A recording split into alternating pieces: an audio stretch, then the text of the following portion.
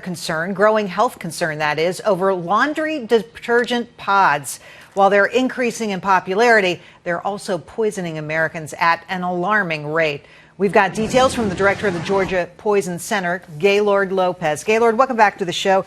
Very good to have you here. Explain why these pods, and this is what we're really talking about, is detergent, soap, in little plastic baggies, tiny little plastic baggies. Why is this so dangerous? Yeah, these are very attractive to young children. They think they're candy, think it's something to play with, and parents are just not aware of the problems these things can cause. And, you know, I understand children getting into these and thinking that they're candy, but what about adults? Yeah, I mean, we've had cases where adults have had issues where they've accidentally or even intentionally eaten these things.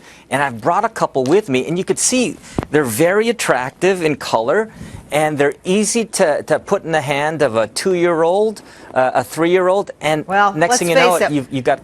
Mom and Dad typically don't put it in their hands. The kids find it themselves, and they think it's candy, and they try to eat it. Now, is the material inside under pressure, and does that create some additional problem? Because sometimes kids eat detergent anyway, and they don't get harmed, but in this case, they do. Why? Yeah, we think it's mainly due to the concentration. But look, you put these in the hands of the kids. We had a case the other day where a father was asking their little 2-year-old kid to help with the laundry, handed the pod to the kid, and instead of throwing it into the laundry chute, ate it. Oh. So it happens. Okay, all right, so that's bad. Let's talk a little bit about Procter & Gamble is the biggest player in this space. And I have to tell you, with adults who know how to use this, they're very, very popular. We could not get a comment from them. But what do you view as the best case solution to this? Do mom and dad just need to make sure it's up on a high shelf so kids can't get to it?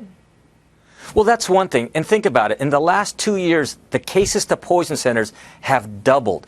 We are seeing over 1,000 a month across the country. Now, manufacturers can do a lot more than they're doing now, putting on tighter safety locks, maybe even individually packaging these things so they're not easy to get into. So we had 13,000 cases of detergent poisoning in 2014. That's up 20%. So it is an issue. It's a problem. At the end of the day, you know, don't parents just need to be more vigilant and make sure that their kids are doing the right thing? They do. Keep these things out of the reach. Don't play around like there's something, you know, they can handle and play around with. And certainly don't confuse it with something they can eat, because these things are colorful.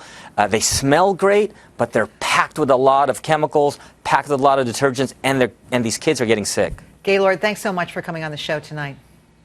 Thanks for having me.